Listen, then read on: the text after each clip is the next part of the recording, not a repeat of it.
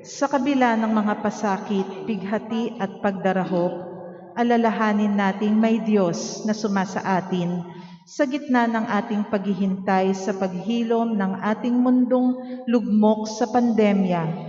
Alalahanin natin ang galak at pag-asa ng unang Pasko. Magsitayo na po ang lahat at sabay-sabay nating awitin ang pambungad na awit.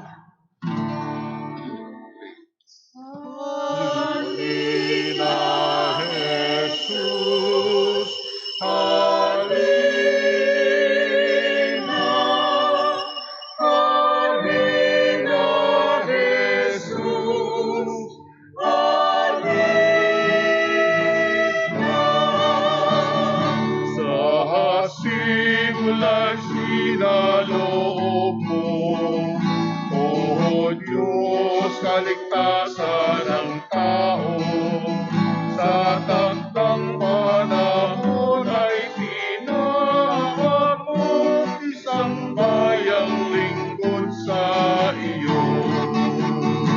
Gabay ng iyong bayang hinirang ang pag-asa sa iyong Mesiya.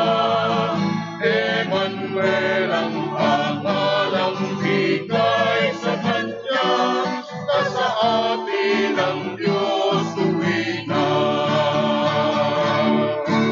Halina, Jesus, halina, halina, Jesus,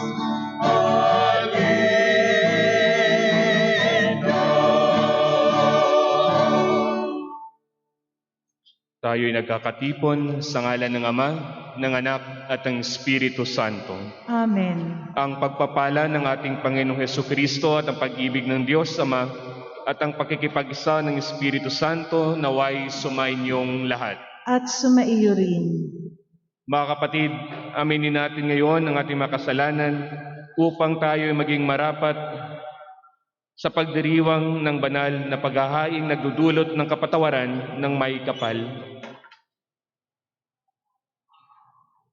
Sinugong tagapagligtas sa mga nagsisisi, Panginoon, kaawaan mo kami.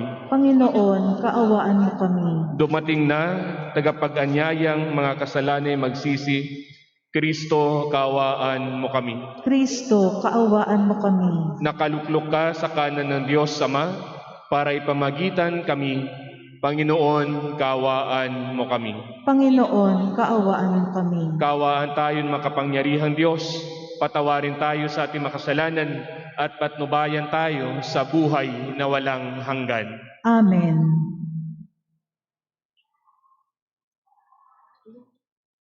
Manalangin tayo. Ama naming makapangyarihan, tunghayan mo ang pananabik ng iyong sambayanan sa Pasko ng pagsilang ng Panginoon naming mahal.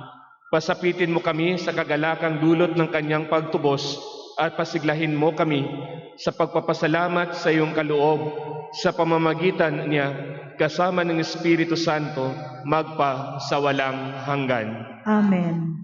Magsiupo po ang lahat. Sa unang pagbasa, inaanyayahan ni Propeta Sophonias ang bayan ng Diyos na buong galak na umawit at magdiwang sapagkat pinatawad na ng Diyos ang kasalanan ng kanyang bayan at pauuwiin na sila sa kanilang tahanan mula sa paniniil. Pagbasa mula sa aklat ni Propeta Sophonias. Umawit ka ng malakas, lungsod ng Siyon. Sumigaw ka, Israel. Magalak ka ng lubusan, lungsod ng Jerusalem. Ang mga nagpaparusa sa iyo ay inalis na ng Panginoon, at itinapon niya ang inyong mga kaaway. Nasa kalagitnaan mo ang Hari ng Israel, ang Panginoon. Wala nang kasawiang dapat pang katakutan. Sa araw na yaon ay sasabihin sa Jerusalem, huwag kang matakot, Siyon. Huwag manghina ang iyong loob. Nasa piling mo ang Panginoong iyong Diyos.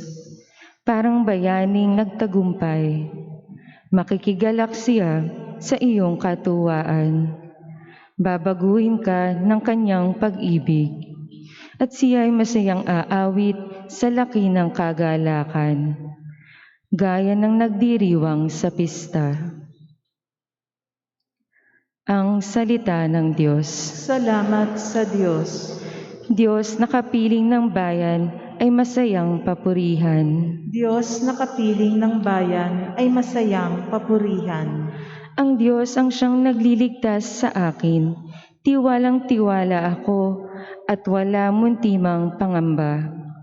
Sapagkat ang poon ang lahat sa akin. Siya ang aking awit, ang aking kaligtasan.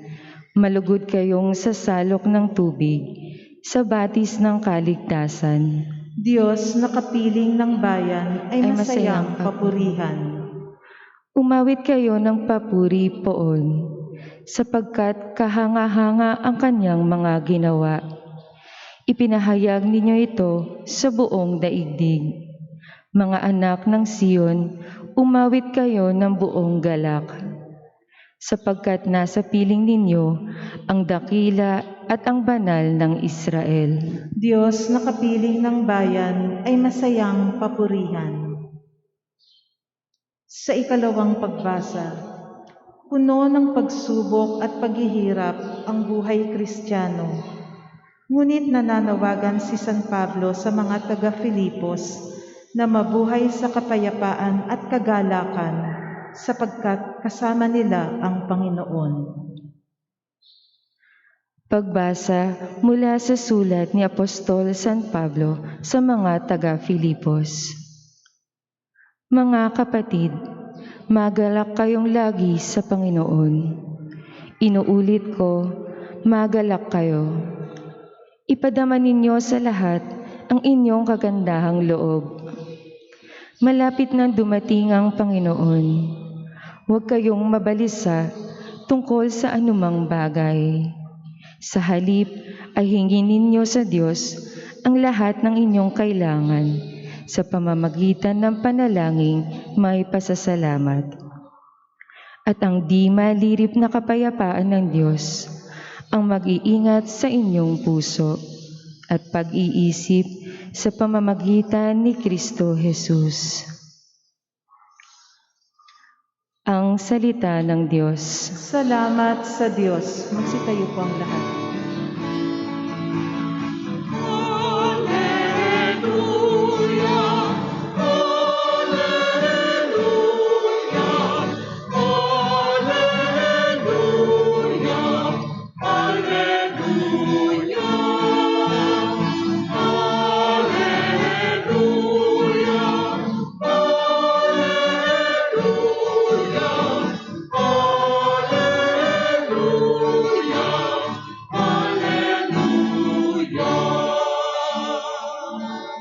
Espiritu ng may kapal, nasa akin upang hatdan ang mga dukha ng aral.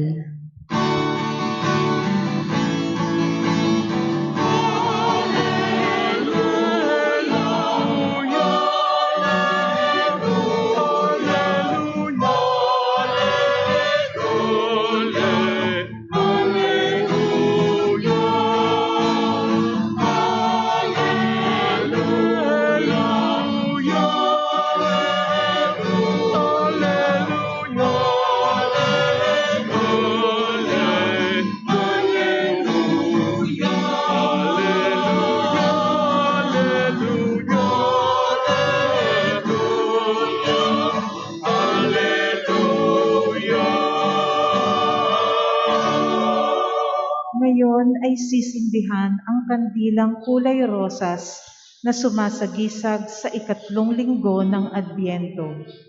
Ang linggong ito ay may diwang kagalakan, kaya't masaya nating hintayin ang pagdating ni Kristo sa araw ng Pasko. Ang magsisindi po ng kandila ng Adbyento ay si Ginang Tita de Leon na isang ina ng tahanan. Jesus, tinawag mo ang lahat ng mga napapagod at nalulumbay.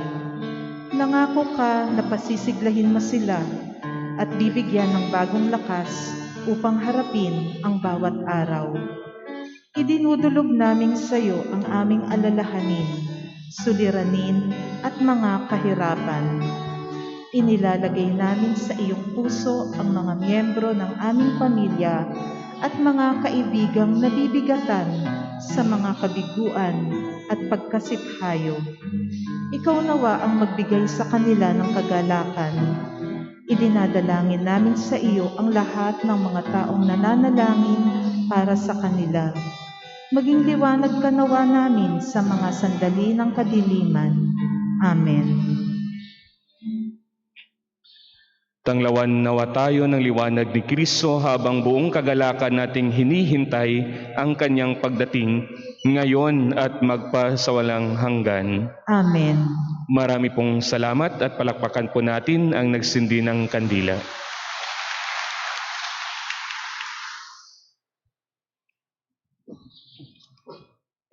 Sumainyo ang Panginoon. At sumaiyo rin. Ang mabuting balita ng Panginoon ayon kay San Lucas. Papuri sa iyo, Panginoon.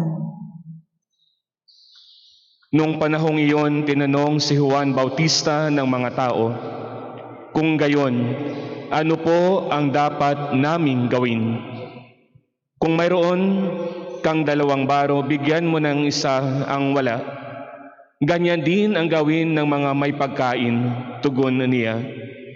Dumating din ang mga publikano upang pabinyag at itinanong nila sa kanya, "Guro, ano po ang dapat naming gawin?" Sumagot siya, "Huwag kayong sumingil ng higit sa dapat singilin." Tinanong din niya ng mga kawal, "At kami, ano naman ang dapat naming gawin?" "Huwag kayong manghihingi kaninuman sa pamamagitan ng pamimilit o ng pagpaparatang ng di totoo. Masiyahan kayo sa inyong sahod," sagot niya. Nagahari sa mga tao ang pananabik sa pagdating ng Mesiyas at ang akala ng marami si Juan ang kanilang hinihintay. Kaya't sinabi ni Juan sa kanila, "Binibinyagan ko kayo sa tubig, ngunit darating na kasunod ko ang magbibinyag sa inyo sa Espiritu Santo at sa apoy. Siya ay makapangyarihan kaysa akin, at hindi ako karapat-dapat magkalag ng tali sa kanyang panyapak.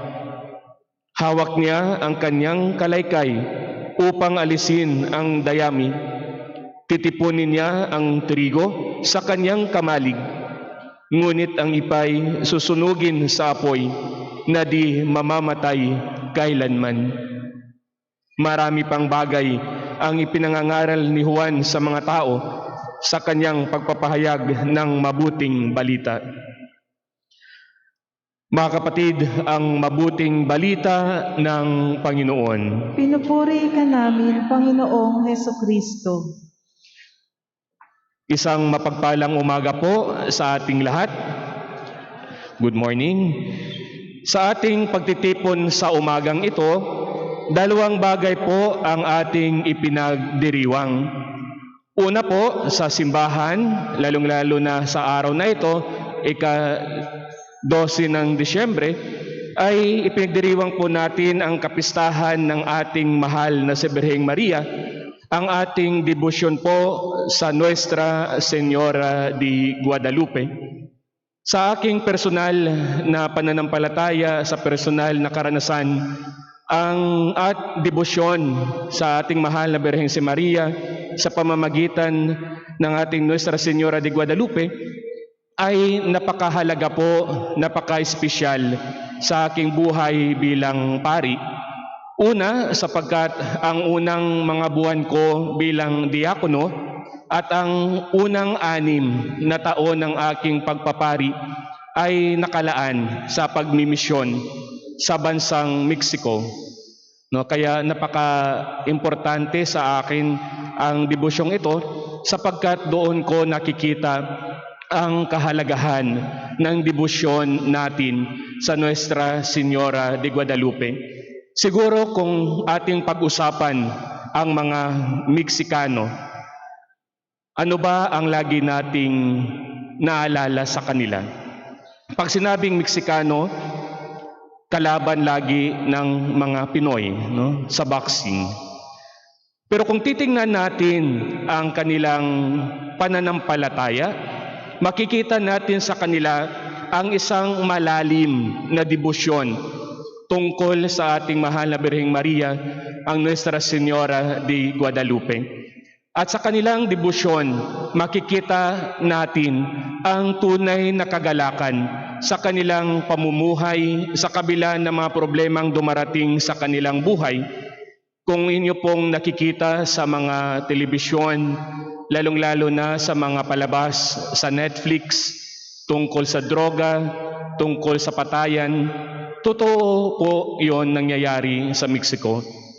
Pero ang kahalagahan nito ay patuloy pa rin ang malalim na pananampalataya ng mga tao sa Diyos at sa kanilang kahirapan sa buhay, sa kabila ng problema sa kanilang pamilya, sa realidad sa kanilang bansa, ay patuloy pa rin silang nagagalak sa presensya ng Diyos.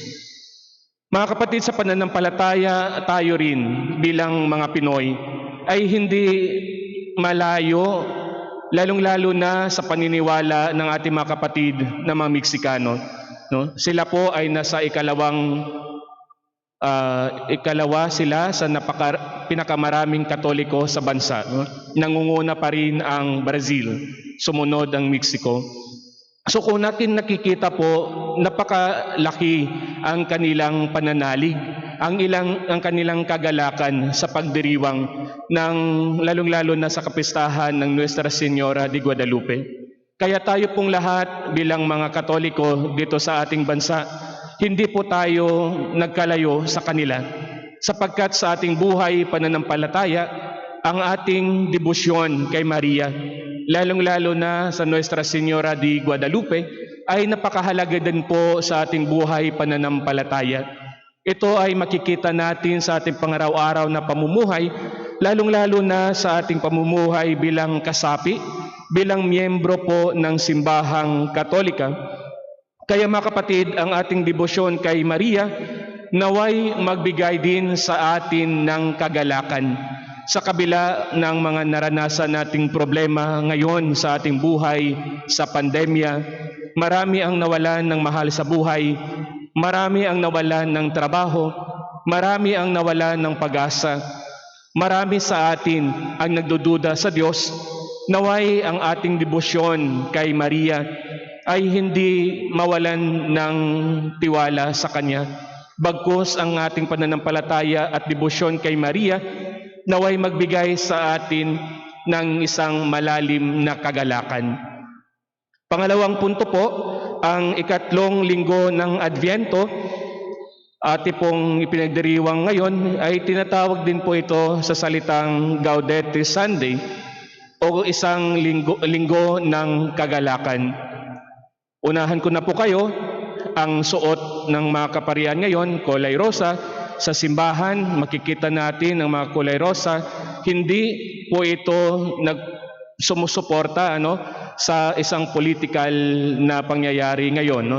Sapagkat ito po ay sa simbahan lamang, ito po ay simbolo ng kagalakan, simbolo ng ating pananampalataya sa Diyos, kagalakan na kung saan atin nang masilayan na papalapit na ang pagsilang ng ating Panginoong Hesukristo.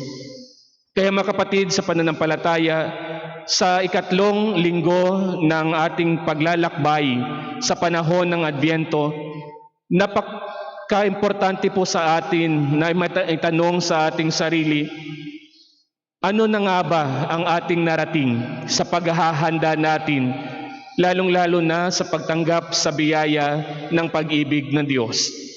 Sa simbahan, binigyan tayo ng 4 na linggong paghahanda, ang Adviento, paghahanda sa ating buhay espiritual upang ipagdiwang natin ang kapistahan o pagsilang ng ating Panginoong Hesukristo. Pero ang katanungan po para sa atin ngayon, ano na nga ba ang ating naihanda sa ating buhay? Sapat ba ang ating paghahanda upang tanggapin ang biyaya ng Diyos? Sa inyo pong buhay espiritual, sapat ba ang panahong ito upang maihanda ang inyong buhay sa pagdating ng ating Panginoong Hesukristo? Sa ating mga pagbasa ngayon, binigyan tayo ng iba't ibang oportunidad upang masuri natin kung gaano nga ba tayo kahanda. Sa ating mga pagbasa ngayon, ipinakita para sa ating lahat kung ano nga ba ang pwede nating gawin upang maihanda pa natin ang ating buhay, ang ating puso, ang ating isipan sa pagdating ng ating Panginoong Hesukristo. Ang mga pagbasa po natin ngayon ay may iisang tema. Ito po ay ang presensya ng Diyos ay nagdadala ng kagalakan. Ang presensya ng Diyos ay nagdadala ng tuwa sa bawat isa. The presence of our Lord brings joy to our life. Kayo po, tatanungin, sa inyong buhay personal, ano nga ba ang nagbibigay kagalakan sa inyong buhay araw-araw? Ano o sino nga ba ang nagbibigay tuwa, nagbibigay saya sa inyong buhay personal? Yung iba, Christmas bonus, malapit na. Regalo, bakasyon, sweldo. Iba't ibang rason kung bakit tayo masaya. Iba't ibang rason kung bakit tayo natuwa sa ating buhay. Iba't ibang rason kung bakit tayo nagagalak. Pero may isang bagay na nakaligtaan natin na sa ating paghahanda, na sa ating buhay, lalo-lalo na ngayon sa panahon ng kagipitan, sa panahon ng problema, ay may isang rason kung bakit tayo dapat magalak, kung bakit tayo dapat masaya at matuwa. Ito yung pag-asa na ibinigay sa atin ng Diyos sa pamamagitan ng pagsilang ng ating Panginoong Hesukristo. Kaya mga kapatid sa pananampalataya, ang isang tanong po sa atin ngayon, naramdaman niyo po ba ang presensya ng Diyos sa kabila ng problema sa inyong buhay? Naramdaman niyo po ba ang presensya ng ating Panginoong Hesukristo sa kabila ng mga naranasan nating kahirapan ngayon? Lalong-lalo na sa mga nawalan ng trabaho, halimbawa, sa mga nawalan ng mahal sa buhay, sa mga nawalan ng pag-asa, sa mga nawalan ng pananampalataya. Patuloy ba ninyong naramdaman ang presensya ng Diyos? Mga kapatid sa pananampalataya, kung tayong lahat ay naramdaman natin ang presensya ng Diyos, ibig sabihin po nito ay ngayon, sa ating buhay, tayo rin po ay naging instrumento ng kagalakan. Tayo po ay naging instrumento ng pag-asa sa ating kapwa. We become now the source of joy for others. Pero ang tanong, tayo ba ay nagbibigay saya, nagbibigay tuwa sa ating kapwa? Sa inyong buong karanasan sa buhay o sa pamilya, kayo po ba ay naging instrumento ng presensya ng Diyos? Sa ating buhay, na dapat po nating makita ang ating ugnayan sa Diyos upang makita at masuri po natin kung gaano ba tayo kahanda na maging instrumento ng kagalakan sa ating kapwa. Kaya mga kapatid, sa unang punto ng ating pagninilay, tandaan po natin na ang ating buhay ay isang instrumento ng presensya ng Diyos. Kaya ang presensya ng Diyos ay nagbibigay saya, nagbibigay tuwa sa bawat isa sa atin.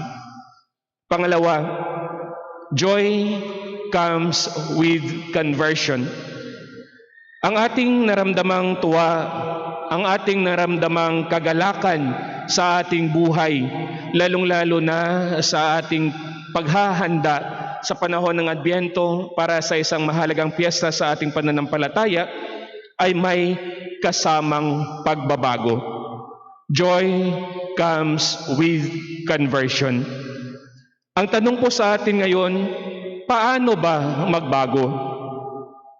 Mga kapatid, sa pananampalataya, gamitin po natin ang ating ebanghelyo po ngayon sa pagninilay sa katanungang ito. Sa ating ebanghelyo, sa unang bahagi, ang isang tanong na common na ating narinig dito, ano po ang dapat naming gawin? Siguro po isang katanungan na pwede nating magamit sa ating buhay personal ngayon, lalong-lalo na sa ating buhay na punong-puno ng problema sa ngayon.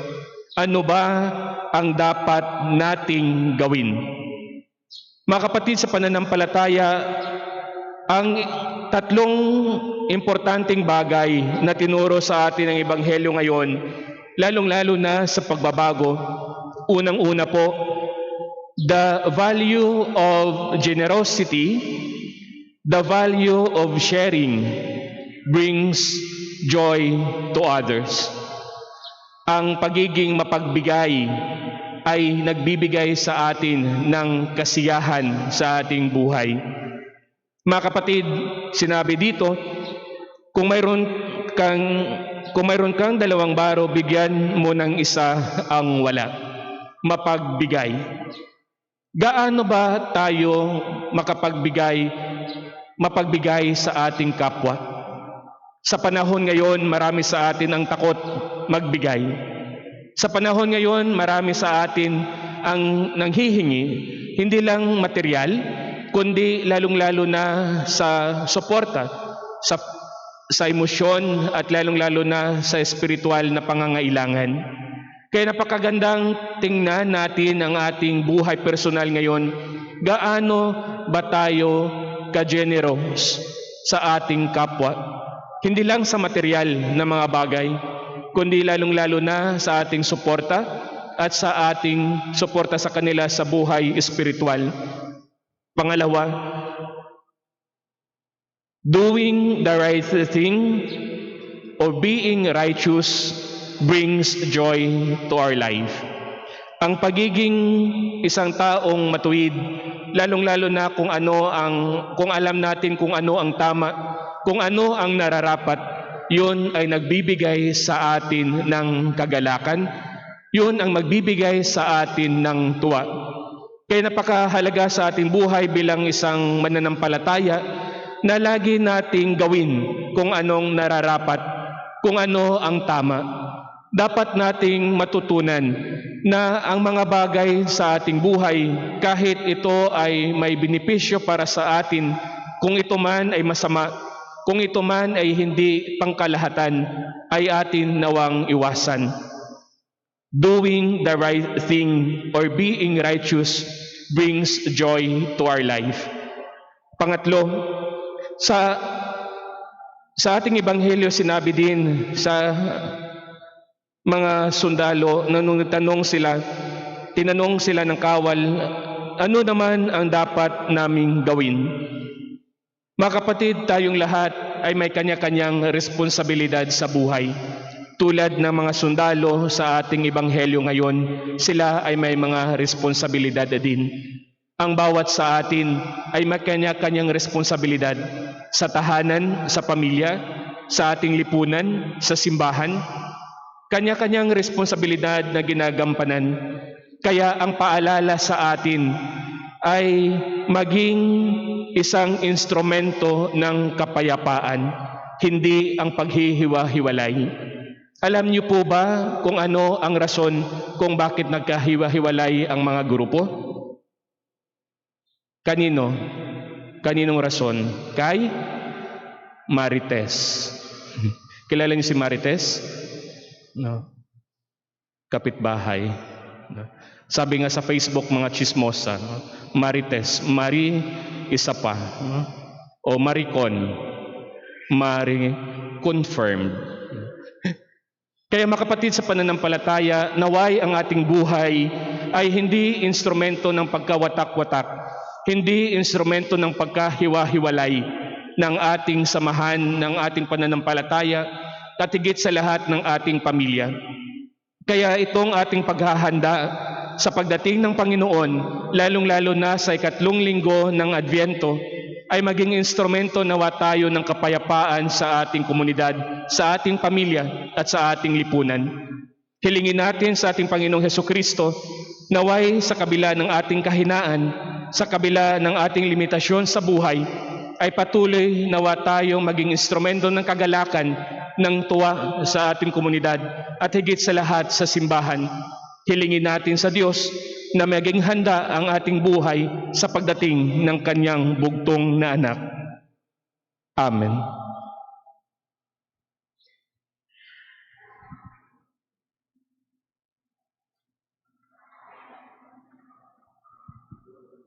Magsitayo po tayong lahat.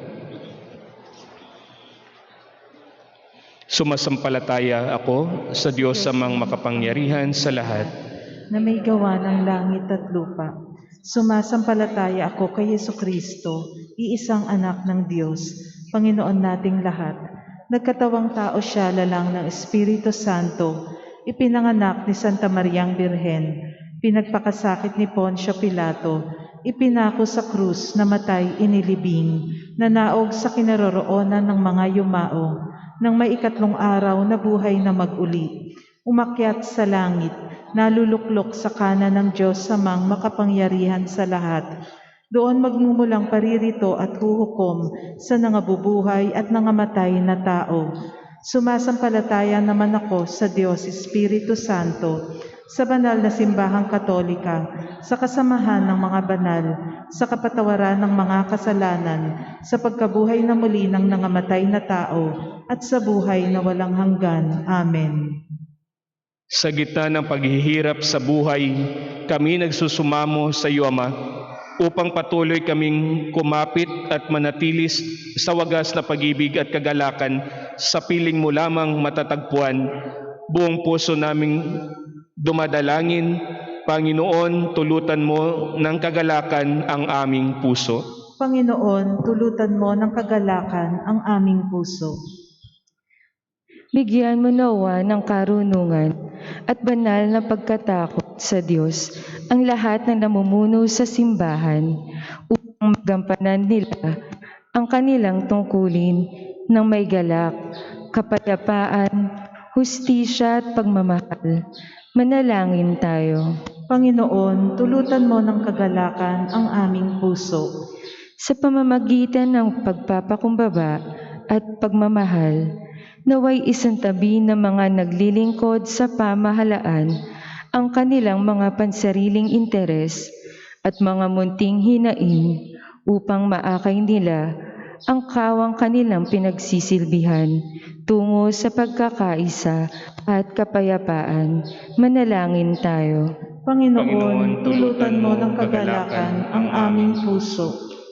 Sa gitna ng aming pinagdaraan ng pandemya, patuloy nawa kaming manabik sa iyo, O Diyos.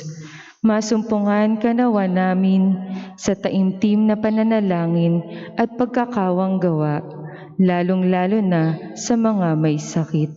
Manalangin tayo. Panginoon, tulutan mo ng kagalakan ang aming puso. Pagalingin mo nawa kaming mga nangangailangan ng paghilom sa gunita, damdamin, katawan at kaluluwa, upang maging karapat-dapat kaming magpuri sa iyo ng may galak sa aming mga puso. Manalangin tayo. Panginoon, tulutan mo ng kagalakan ang aming puso. Salubungin mo nawa ng may galak ang aming mga kapatid na yumao at ihatid sa kanilang walang hanggang kapayapaan sa piling mo. Manalangin tayo. Panginoon, tulutan mo ng kagalakan ang aming puso. Sa ilang sandali ng katahimikan, ating ipanalangin ang iba pang pangangailangan ng ating pamayanan, pati na rin ang ating pansariling kahilingan.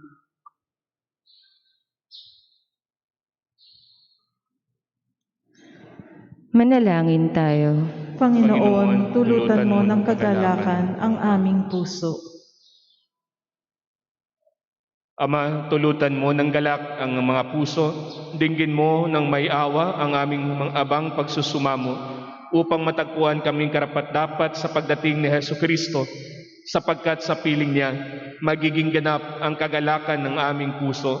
Siyang nabubuhay at naghahari, kasama mo at ng Espiritu Santo, magpa sa walang hanggan. Amen.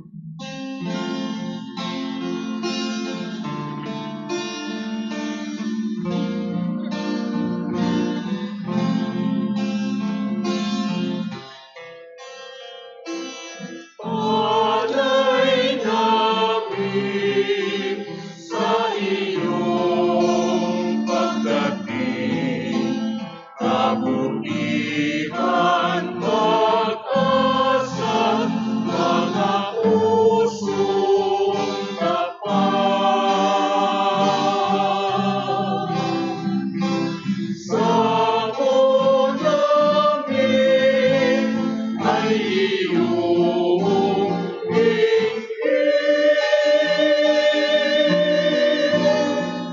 galak at kapayapaan, nawa ay kampi.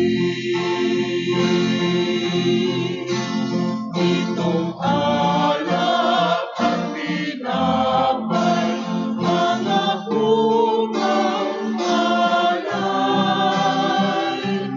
halo ng pawis at biyaya ng langit. Sa aming pag-ibig sa kapwa kapatid, buhongan ng buhay na iyong bigay. Alay namin sa iyong pagdating, kabutihan mag-asa, mga pusong tapat. Sa namin ay iyong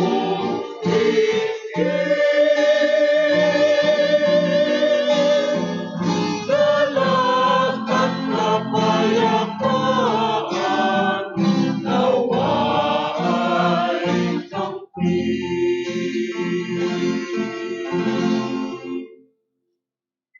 Manalangin kayo mga kapatid upang paghahain natin ay kalugdan ng Diyos amang makapangyarihan. Tanggapin nawa ng Panginoon itong paghahain sa iyong mga kamay, sa kapurihan niya at karangalan, sa ating kapakinabangan at sa buong sambayanan niyang banal. Ama naming lumikha, maihain nawang lubos ang matapat naming paglilingkod sa pagganap na itinatag ng iyong anak at sa pakikinabang na iyong pagtubos sa aming lahat sa pamamagitan niya kasama ng Espiritu Santo magpa sa walang hanggan. Amen. Sumainyo ang Panginoon. At sumaiyo rin. Itaas sa Diyos ang inyong mga puso at diwa. Itinaasa namin sa Panginoon. Pasalamatan natin ang Panginoong ating Diyos. Marapat na siya ay pasalamatan. Ama naming makapangyarihan, tunay ngang marapat na ikaw ay aming pasalamatan sa pamamagitan ni Jesucristo na aming Panginoon. Siya ay sinugo mo upang matupad ang iyong magandang balak para sa lahat. Hindi niya kinahiyang mamuhay ng mahirap upang mapakisamahan niya kaming matapat. Siya ay naging hindi na iba sa amin upang maitampok niya kami sa iyong piling. Sa kanyang lantarang muling pagdating, ang pakikisama niya ay puspusang magniningning at ang pangako niya ay kapanapanabik ay inaasahan naming lubos makakamit.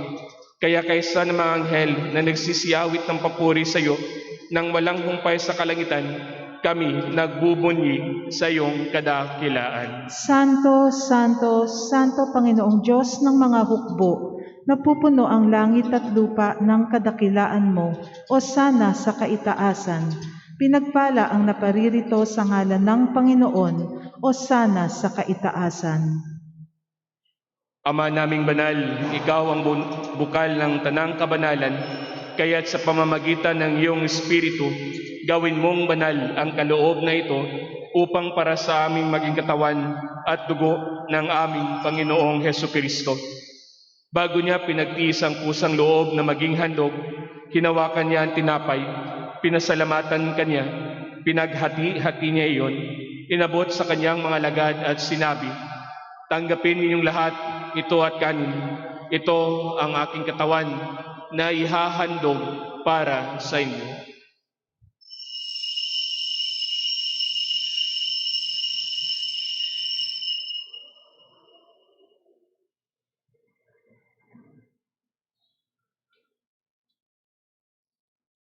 Gayon din naman, nung matapos ang hapunan, hinawakan niya ang kalis. Muli kanyang pinasalamatan, inabot niya ang kalis sa kanyang mga lagad at sinabi, "Tanggapin ninyong lahat ito at inumin. Ito ang kalis ng aking dugo, ang bago at walang hanggang tipan. Ang aking dugo ni bubuhos pa rin sa inyo at para sa lahat sa ikapagpapatawad ng mga kasalanan. Gawin ninyo ito sa pag-alala sa akin."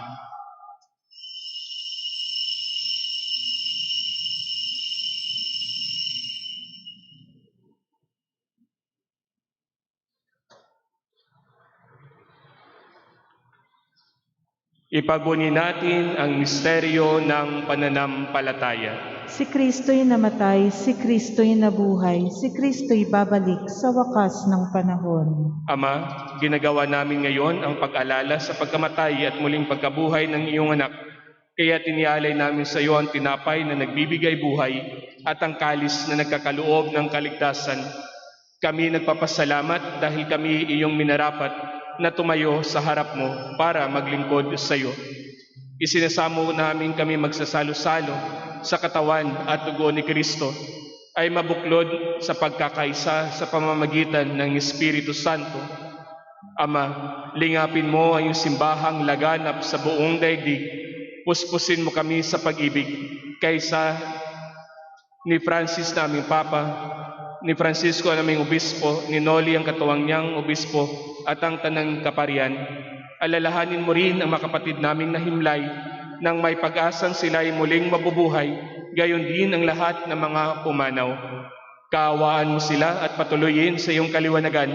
Kaawaan mo at pagindapatin kaming lahat na makasalo sa iyong buhay na walang wakas.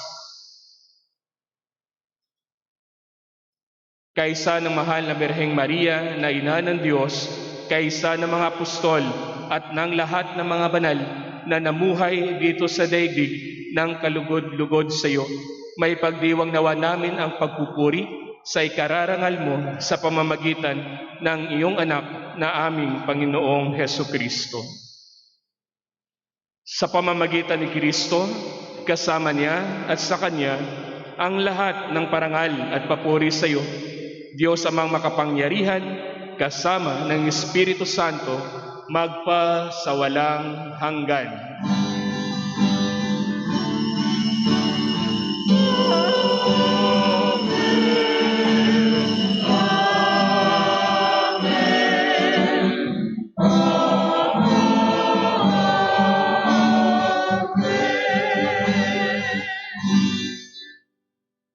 Sa tagubilin ng mga nakagagaling na utos sa turo ni Jesus na Panginoon natin at Diyos, ipahayag natin ng lakas loob.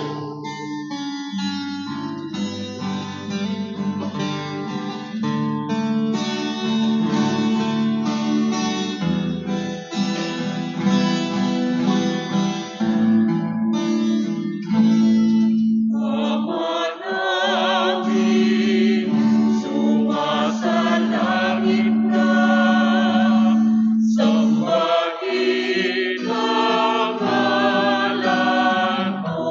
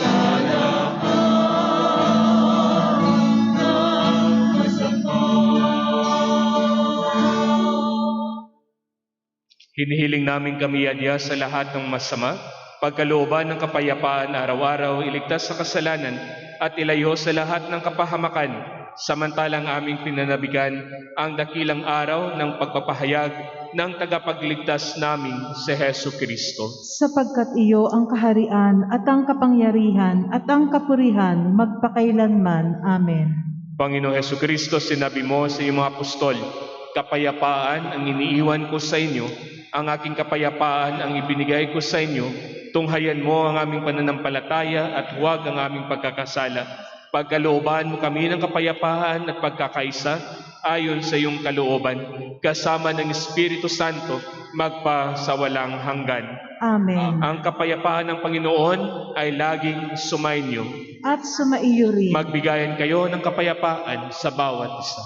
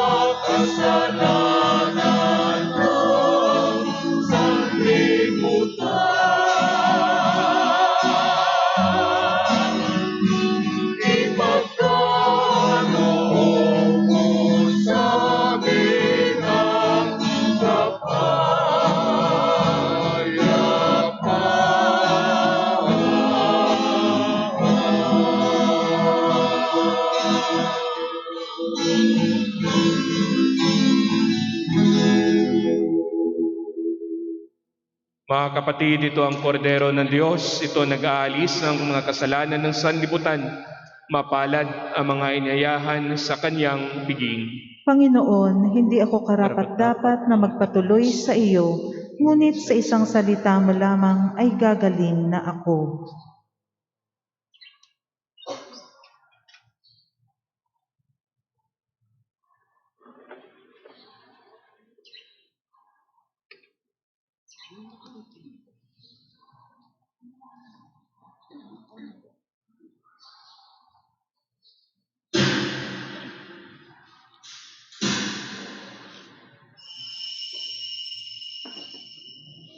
Ang katawan ni Kristo. Amen. Komunyon Espiritual. O Jesus ko, naniniwala ako na ikaw ay tunay na naririyan sa banal na sakramento. Minamahal kita higit sa lahat at ninanais ko na ikaw ay tanggapin sa aking kaluluwa. Bagamat sa sandaling ito ay hindi kita matatanggap sa paraang sakramental, pumarito ka man lang sa aking puso sa paraang espiritual. Tinatanggap kita na ikaw na naririto at buong puso akong nakikipag-isa sa iyo.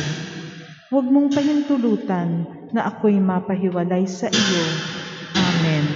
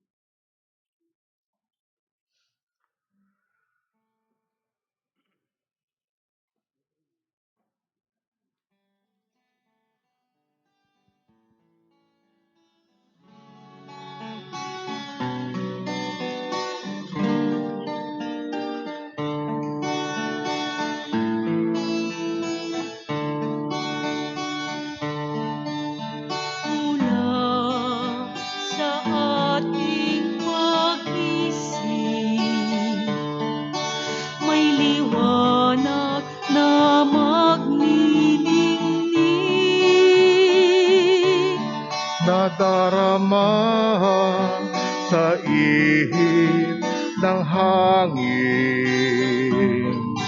Hudyat ng kanyang pagdating.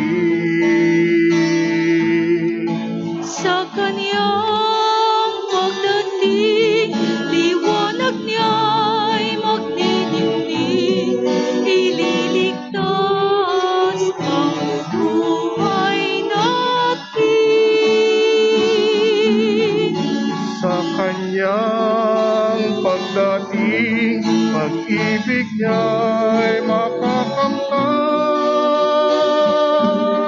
Kaligtasa'y naghihintay at pag-asang walang hanggan, nagagalak sa kanyang pagdating.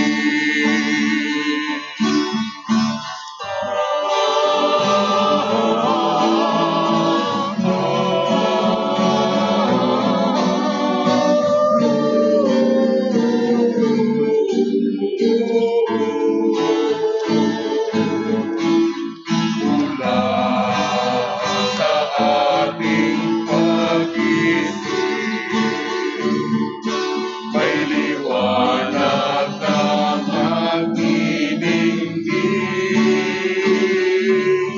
nadarama sa ihip ng hangin.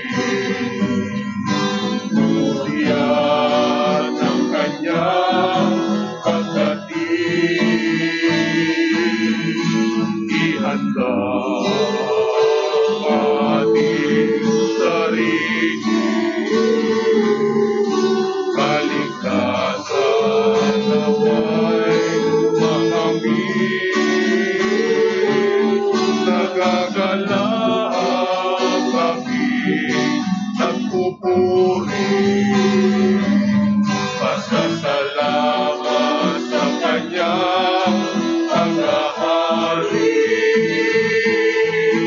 Sa kanyang pagdating, liwanag niya'y magniningning, ililigtas ang buhay natin.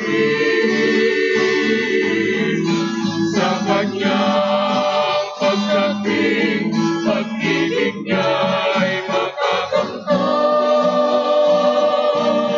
Kaligtasa'y naghihintay at pag-asang walang hanggan, nagagalak sa kanyang pagdating.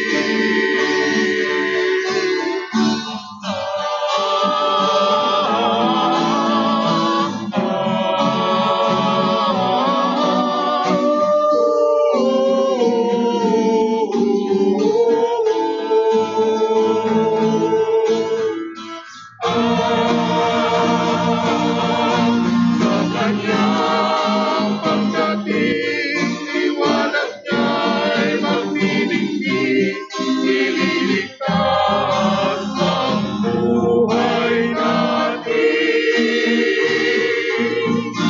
Sa kanyang pagdating, pag-ibig niya'y makakamtan. Kaligtasa'y naghihintay at pag-asang walang hanggan, nagagalak sa kanyang pagdating.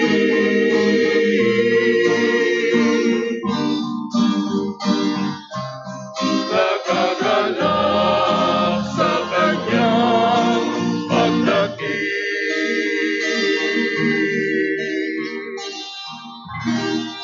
Magsiluhod po ang lahat.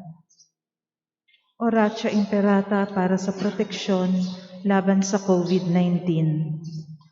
Mahabagin at mapagmahal na Ama, nagsusumamo kami sa iyo upang hilingin ang iyong patnubay laban sa COVID-19 na nagpapahirap sa marami at kumitil na ng maraming buhay. Tunghayan mo kami ng may pagmamahal at ipag-adya kami ng iyong mapaghilom na kamay mula sa takot sa karamdaman at kamatayan. Itaguyod mo kami sa pag-asa at patatagin sa pananampalataya. Gabayan mo ang mga dalubhasang naatasan na tumuklas ng mga lunas at paraan upang ihinto ang paglaganap nito. Nagpapasalamat kami sa mga bakunang naisulong sa patnubay ng iyong mga kamay. Pagpalain mo ang aming mga pagsisikap na mawakasan ng mga bakuna ang pandemya sa aming bayan. Patnubayan mo ang mga lumilingap sa may sakit upang ang kanilang pagkalinga ay malakipan ng husay at malasakit. Pagkalooban mo sila ng kalusugan sa isip at katawan, katatagan sa kanilang paninindigang maglingkod at ipagsanggalang sa karamdaman. Itinataas namin ang mga nagdurusa, makamtan nawa nila ang mabuting kalusugan. Lingapin mo rin ang mga kumakalinga sa kanila. Pagkamitin mo ng kapayapaang walang hanggan ang mga pumanaw na. Pagkalooban mo kami ng biyaya na magtulong-tulong tungo sa ikabubuti ng lahat. Pukawin sa amin ang pagmamalasakit sa mga nangangailangan. Sa pagdamay at malasakit namin sa bawat isa, malampasan nawa namin ang krisis na ito at lumago sa kabanalan at pagbabalik loob sa iyo.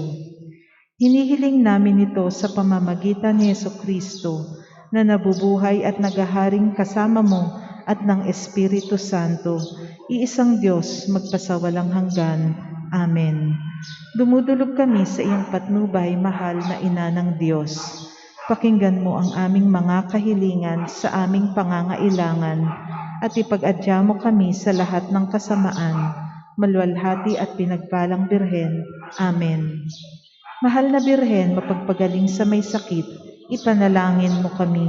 San Jose, ipanalangin mo kami. San Rafael Arcangel, ipanalangin mo kami. San Roque, ipanalangin mo kami. San Lorenzo Ruiz, ipanalangin mo kami. San Pedro Calungsod, ipanalangin mo kami. Magsitayo na po ang lahat.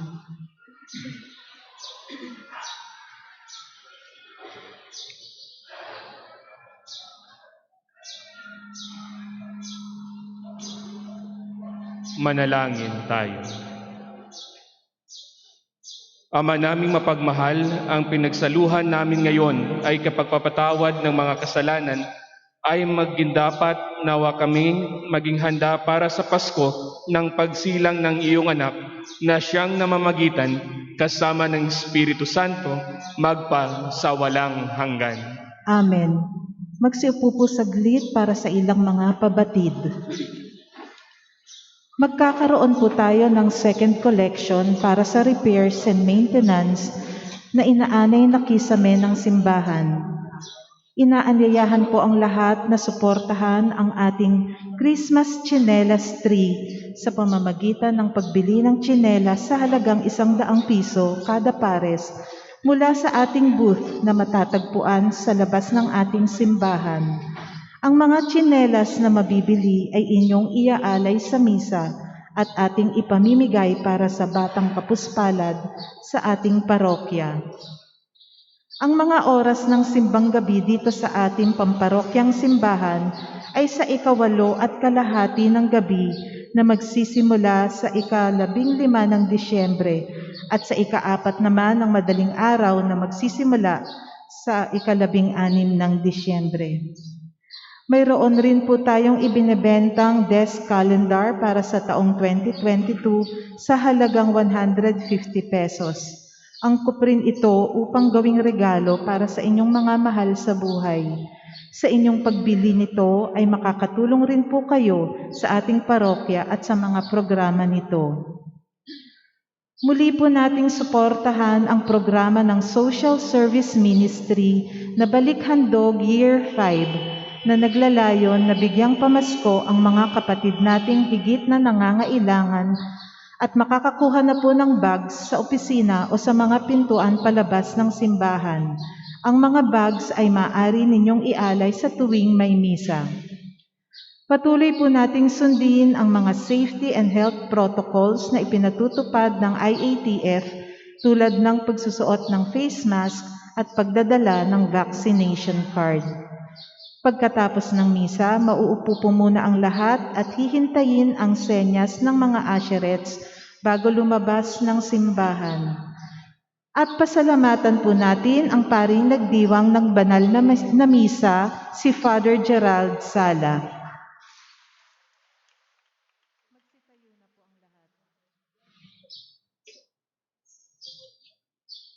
Sumainyo ang Panginoon. At sumaiyo rin. Magsiyo po kayo habang ginagawad ang pagbabasbas. Ang makapangyarihang Diyos Ama ng bugtong na anak na naparito na noon at hinihintay nating bumalik ngayon, ay siya nawang magpabanal sa inyo, pakundangan sa liwanag ng kanyang pagdating, at siya rin nawang pumuspos sa inyo sa pagpapala ngayon at magpasawalang hanggan. Amen. Patataginawa niya kayo sa pananampalataya, paligayahin sa pag-asa, at pakilusin sa pag-ibig na puspos ng sigla ngayon at magpasawalang hanggan. Amen.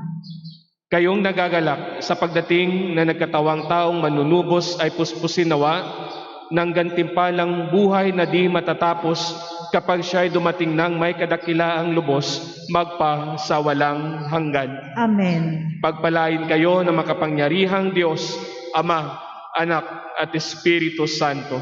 Amen. Tapos na ang banal na misa, humayo kayong taglay ang pag-ibig upang ang Diyos ay mahalin at paglingkuran. Salamat sa Diyos.